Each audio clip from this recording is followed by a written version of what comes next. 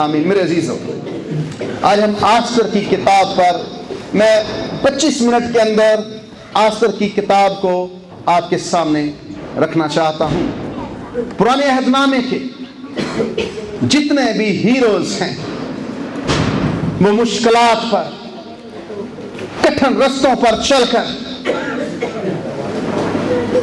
ان سارے حالات پر غالب آئے اور خدا انہیں حالات کے اندر سے بار بار نکال رہا تھا اور انہیں ایک بڑے کام کے لیے تیار کر رہا تھا۔ اور آسر کی ساری زندگی، بگر پکچر دیکھیں کہ ساری زندگی، اس کے زندگی کا ایک ایک حصہ خدا اس کو چلا رہا تھا اپنے طریقے سے۔ اور آسر کی کتاب کی ایک اور خوبصورتی یہ ہے کہ یہ شروع ہوتی ہے Now it came to pass، اور ایسا ہوا، اس کا مطلب ہے کہ گزر گیا، وقت گزر گیا۔ خدا ہمارے حالات کو ہمیشہ گزار دیتا ہے اور ہمیں فتح مند بنا کر باہر لے آتا ہے۔ لکھا ہی لکھتا ہے کہ ایسا ہوا، Now it came to pass۔ حالات جو بھی آپ کے آئے ہیں، آ رہے ہیں، میں آپ کو یقین دلاتا ہوں یہ گزر جائیں گے۔ خدا آپ کو ان میں سے باہر نکالے گا جیسے آسر کو اس کی قوم کو نکالا تھا۔ اور پھر آسر کی کتاب ہمیں بتاتی ہے کہ خدا کے منصوبے، حالات اوپر جائیں نیچے جائیں، دنیا کی تاریخ بدل جائے، دنیا کے لیڈرز بدل جائیں، خدا کے منصوبے ہر صورت میں پورے ہوں گے، چاہے جو کچھ مرضی ہو جائے، اور خدا اپنے منصوبوں کو اپنے لوگوں کی زندگی میں پورا کرے گا۔ تین باتیں آسر کی کتاب میں سے میں آپ کے سامنے رکھنا چاہتا ہوں۔ پہلی بات کہ خدا اپنے مقاصد کو قائم رکھتا ہے۔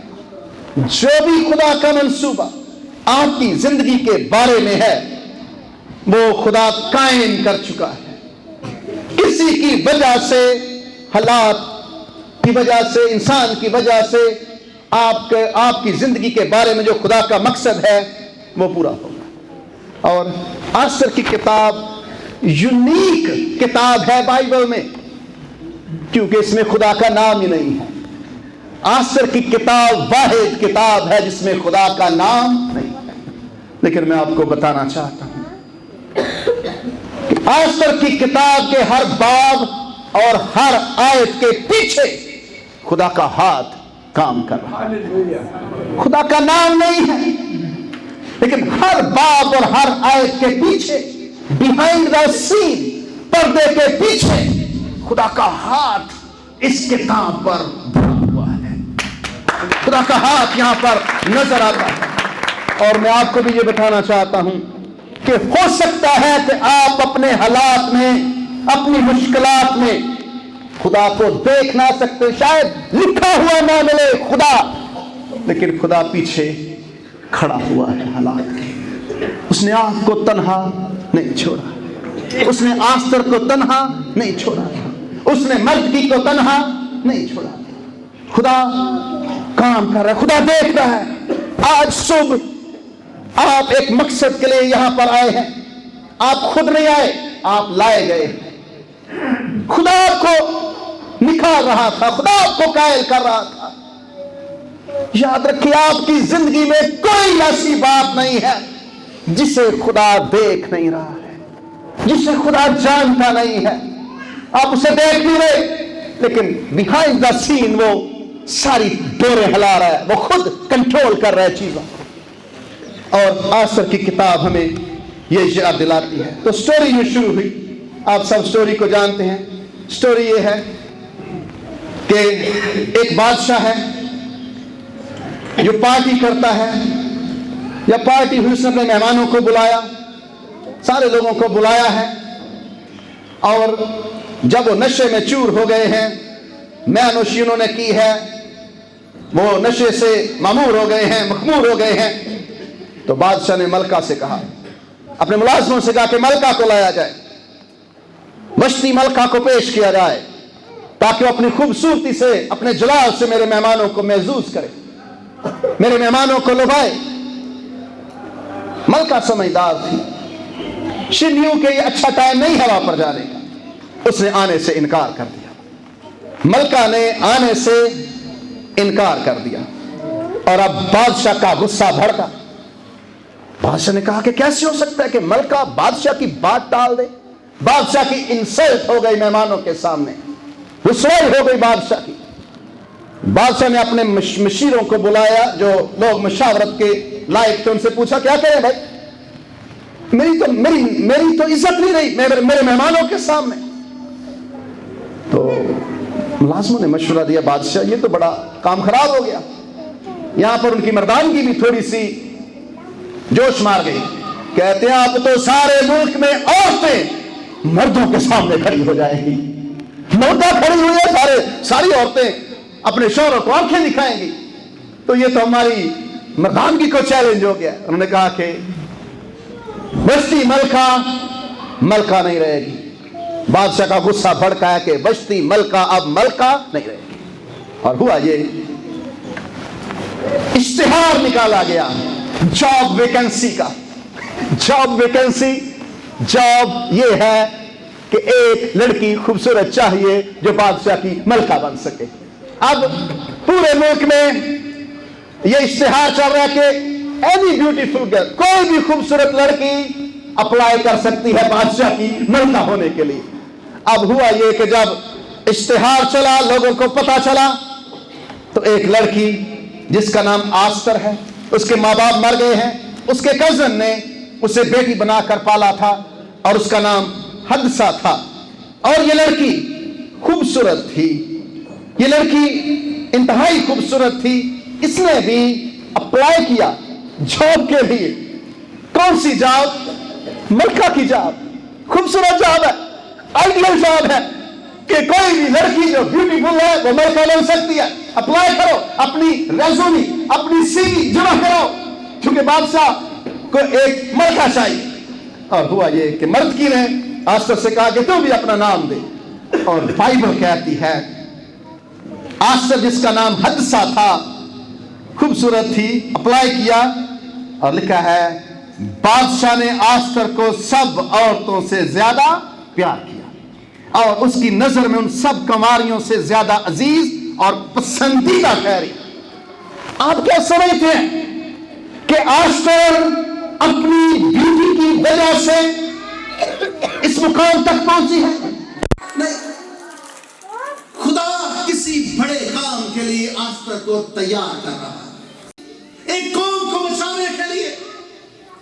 خدا اپنی قوم کو سیو کرنے کے لیے آستر کو سرفراز کر رہا تھا۔ میں اکثر کہتا ہوں، اگر میں آج کل گیت بڑا پسند کرتا ہوں، میری جو سرفرازی ہے تیری مہر۔ اگر آپ کی زندگی میں سرفرازی ہے کسی مقصد کے لیے، خدا نے کوئی مقصد آپ سے لینا ہے، اس لیے وہ آپ کو سرفراز کر رہا ہے۔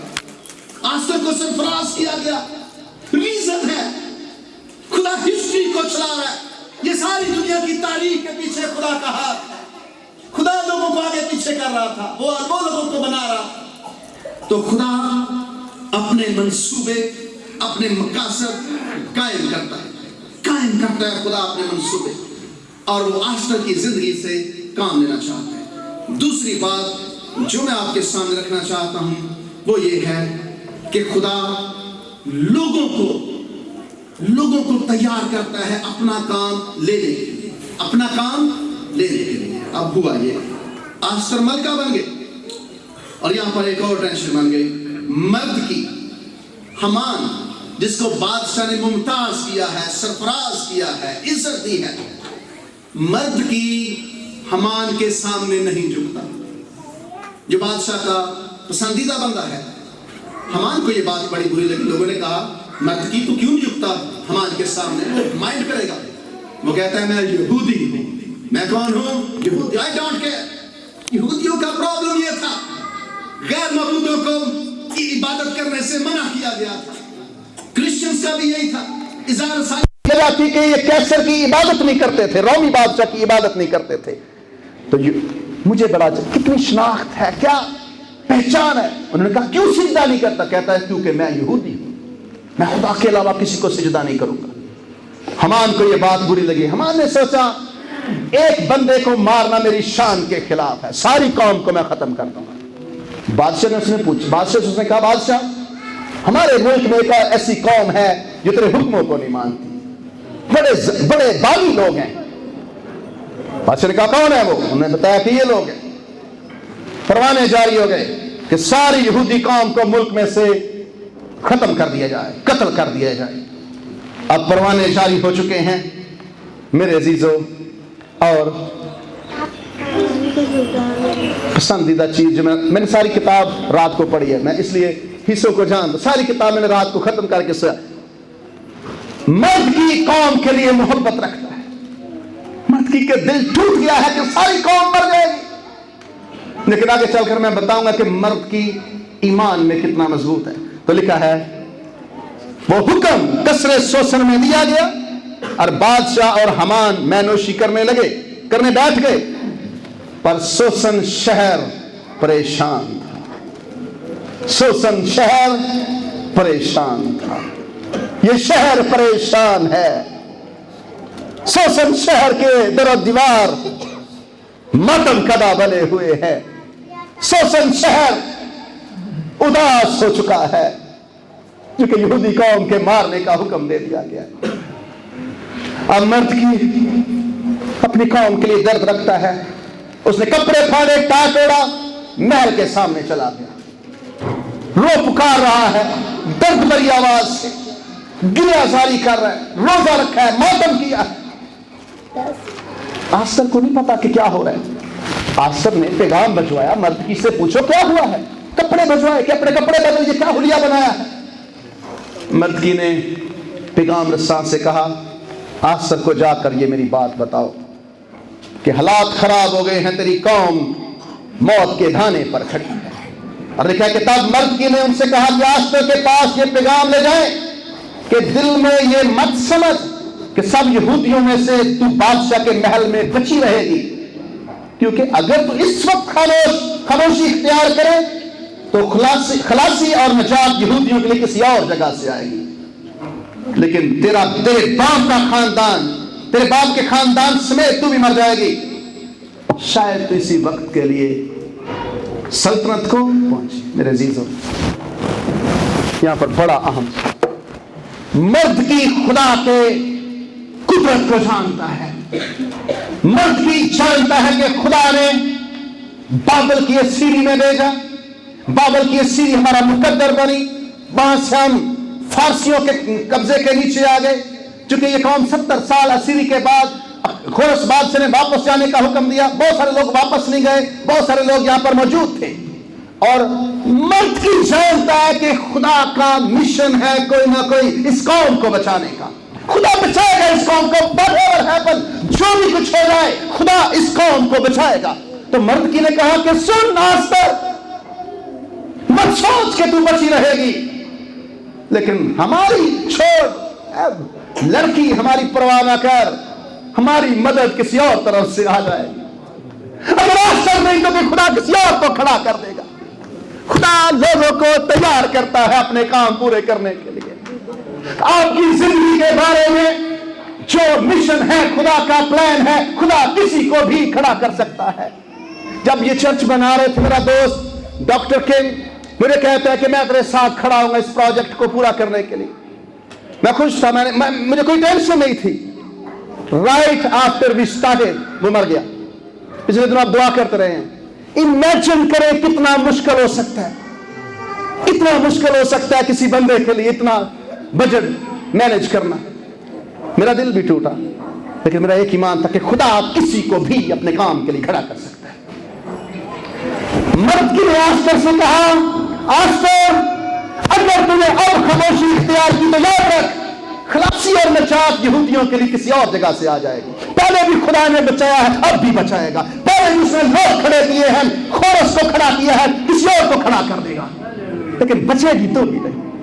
شاید تو اسی لیے سلطنت کو پہنچی ہے اس نے کہا خدا نے تجھے اس لیے یہاں تک پہنچایا ہے کہ تو خاموش نہ رہے، تو خاموش نہ رہے، بات کر۔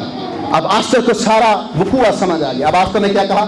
دیکھا کہ آستر نے مردکی کے پاس یہ جواب لے جانے کا حکم دیا کہ جا اور سوسن میں جتنے یہودی موجود ہیں ان کو اکٹھا کر اور تم میرے لیے روزہ رکھو، 3 روز تک دن اور رات نہ کچھ کھاؤ نہ پیو۔ میں بھی اور میری سہیلیاں اسی طرح روزہ رکھیں گی، اور ایسے ہی میں بادشاہ کے حضور جاؤں گی جو آئین کے خلاف ہے۔ اگر میں ہلاک ہوئی تو ہلاک ہوئی۔ آستر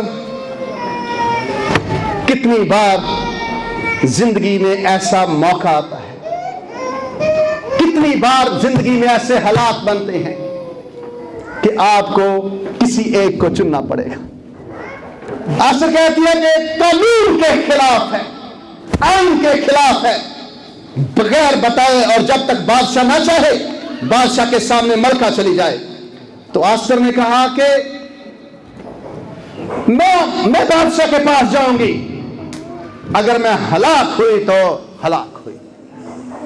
میں صبح بتا رہا تھا زندگی میں کبھی ایسا وقت آئے گا، اگر آپ خدا کو فالو کرنا چاہتے ہیں تو آپ کو سب کو انفالو کرنا پڑے گا۔ ہاللیلویا۔ اگر آپ خدا کو فالو کرنا چاہتے ہیں تو سب کو انفالو کرنا پڑے گا، ٹھیک ہے؟ آسر کہتی ہے میں ہلاک ہوئی، who cares؟ اگر میری قوم نہ رہی تو میری زندگی کا کیا فائدہ ہے؟ ایسے حالات معجزہ لے کر آتے ہیں جب آپ حالات کو آنکھوں میں آنکھیں ڈال کر دیکھتے ہیں کہ میں مری تو مری، ہلاک ہوئی تو ہلاک ہوئی، if I perish I perish، میں مر گئی تو مر گئی، کوئی پرواہ نہیں ہے۔ خدا کے ساتھ ایک پادری کو میں سن رہا کہتا ہے کہ میں نے 3 بار زندگی میں ایسے حالات دیکھے ہیں جب مجھے ایک کو چننا تھا، میں نے کہا خدا کے لیے مر گئے تو مر گئے، کوئی فرق نہیں پڑتا۔ If you want to follow God, you have to follow many۔ آپ کو کئی لوگوں کو انفالو کرنا پڑے گا۔ تو میرے عزیزو، خدا آپ کی زندگی کے بارے میں کام کر رہے ہیں۔ اب آستر اس کی قوم روزہ رکھتے ہیں، حالات آگے بڑھے، آستر نکلی، بادشاہ نے آستر کو دیکھا، بادشاہ نے آستر کو طلب کیا۔ ہاں جی، کیا درخواست ہے ملکہ؟ بادشاہوں کا بڑا مشہور جملہ تھا، آدھی سلطنت تک تجھے دے دوں گا۔ درخواست کیا ہے؟ اس نے کہا کہ میں پارٹی کرنا چاہتی ہوں، میں دعوت کرنا چاہتی ہوں، حمان کو بھی لایا جائے۔ بادشاہ نے کہا تعمیل ہونی چاہیے ملکہ کے حکم کی۔ اب حمان اور بادشاہ دعوت میں موجود ہیں، لیکن میرے عزیزو ملکہ نے کہا کہ بادشاہ نے کہا کیا چاہیے؟ کہتی ہے کل پھر آنا، کل بتاؤں گی۔ تیسرا میرا نقطہ ہے God orders his plan۔ خدا اپنے منصوبوں کو ترتیب دیتا ہے، خدا اپنے منصوبوں کو۔ اور 6 باب کی 1، 2، 3 آیت پڑھیں، لکھا ہے اس رات بادشاہ کو نیند نہ آئی، سو اس نے تواریخ کی کتابوں کے لانے کا حکم دیا اور بادشاہ کے حضور پڑھی گئی۔ یہ لکھا ملا کہ مرد کی دربانوں میں سے بادشاہ کے 2 خواجہ سراؤں بادشاہ کے خلاف سازش ہوئی تھی، تواریخ کی کتاب نے بتایا۔ تو بادشاہ نے پوچھا کیا کیا ہم نے، کیا عزت دی ہم نے مرد کی؟ انہوں نے کہا کچھ بھی نہیں۔ بادشاہ نے حمان کو بلوایا، اس نے کہا ہاں حمان، کیا عزت ہونی چاہیے اس بندے کی جس نے بادشاہ کو بتایا ہو؟ اب حمان غرور سے بھرا ہوا ہے، سمجھتا کہ no one can be except me، کوئی میرے علاوہ کون ہو سکتا ہے؟ حمان اس نے کہا کیا ہونا چاہیے اس کے ساتھ جس نے بادشاہ کی جان بچائی ہو؟ حمان کہتا ہے اسے لباس پہنا، شاہی تاج پہنایا جائے، سواری منگوائی جائے، شاہانہ لباس پہنایا جائے، اسے گھوڑے پر سوار کیا جائے۔ بادشاہ نے کہا اوکے، مرد کی کو لے کر آؤ۔ حمان شاکڈ ہو گیا کہ یہ کیا ہو گیا؟ بادشاہ کو ساری رات نیند نہیں آئی۔ خدا بادشاہوں کو آپ کے خلاف جو ہیں انہیں کنٹرول کرتا ہے۔ خدا کسی سے بھی آپ کے لیے ٹکرا سکتا ہے، وہ خدا ہے، وہ سارے نظام کو کنٹرول کر رہا ہے، وہ قدرت سے بھرا ہوا خدا ہے، وہ کسی حد تک بھی آپ کے لیے جا سکتا ہے۔ میں اکثر کہتا ہوں جو اپنا بیٹا دے سکتا ہے وہ کچھ بھی کر سکتا ہے، جو آپ کے لیے اپنا بیٹا دے سکتا ہے وہ آپ کے لیے کچھ بھی کر سکتا ہے۔ میرے اندر یہ دلیری تھوڑی دیر پہلے سے آ گئی ہے کہ نہیں، جو خدا کے سامنے جھکتا ہے اسے انسانوں کے سامنے جھکنے کی ضرورت نہیں پڑتی۔ یقین کر لیں اس بات کا، جو خدا کے سامنے جھکتا ہے اسے انسانوں کے سامنے جھکنے کی ساری رات بادشاہ کو نیند نہیں آئی، بادشاہ سو نہیں پایا۔ خدا اپنے منصوبے پورے کرنے کے لیے ترتیب دے رہا ہے، اور خدا نے بادشاہ کے دل کو جھنجھوڑا ہے، اور بادشاہ پریشان ہے، بادشاہ حیران ہے کیا کیا جائے۔ خدا بادشاہوں کو بھی کنٹرول کرتا ہے، کوئی بھی خدا کے منصوبوں کے سامنے کھڑا نہیں ہو سکتا۔ اگین آپ جہاں بھی ہیں، جو بھی حالات ہیں آپ کے، پریشان نہ ہو، خدا پردے کے پیچھے کام کر رہا ہے، خدا ساری چیزوں کو کنٹرول کر رہا ہے۔ یہ جنگ آپ کی نہیں ہے، خدا کی جنگ ہے۔ میرے عزیزوں، ہو سکتا ہے کہ آپ خدا کو فالو کرنا چاہتے ہیں، آپ کو کئیوں کو انفالو کرنا پڑے گا۔ نہ مری تو مری، نہ ہلاک ہوئی تو ہلاک ہوئی، کیا ہوگا؟ کہتے کہ جب کوئی انسان موت سے نہیں ڈرتا اسے مارنا مشکل ہو جاتا ہے۔ جو اس کو کیا مارے گا جو موت سے نہیں ڈرتا؟ اس نے کہا میں ہلاک ہوئی تو پیرش ہے پیرش، اگر میں ہلاک ہوئی تو ہلاک ہوئی، کیا فرق پڑے گا؟ وہ بادشاہ کے سامنے چلی گئی۔ کبھی کبھی زندگی میں ایسے سٹیپس بھی اٹھا کر دیکھیں، مزہ ہے گا آپ کو کہ بڑا کام خدا کرے گا۔ کیا ہوگا؟ مر گئے تو مر گئے، لوگ کورونا سے بھی تو مرے ہیں۔ کبھی اپنے مشن کے لیے، اپنے خواب کے پورے ہونے کے لیے ایسی بھی کرج لے کر آئیں۔ خداوند میں تیرے سامنے ہوں، میں مرا تو مرا، میری دعا کا مجھے جواب دے۔ خدا ساری چیزوں کو کنٹرول کر رہا ہے، خدا ساری ڈوریں ہلا رہا ہے، خدا پردے کے پیچھے کام کر رہا ہے۔ آسر کی کتاب ہمیں بتاتی ہے خدا کا نام نہیں ہے لیکن خدا نے کام کیا ہے۔ خدا آپ کی زندگی میں ابھی وہ آپ کو نظر نہیں آ رہا ہوگا لیکن وہ آپ کی زندگی کے بارے میں کام کر رہا ہے۔ ریڈی ہوں، کس کو آپ نے انفالو کرنا ہے، کس کو انفالو کرنا؟ سارے بھی انفالو کر دیں گے، خدا کو فالو کرنے کے لیے کوئی فرق نہیں پڑے گا۔ سب اپنے سروں کو جھکائیں گے۔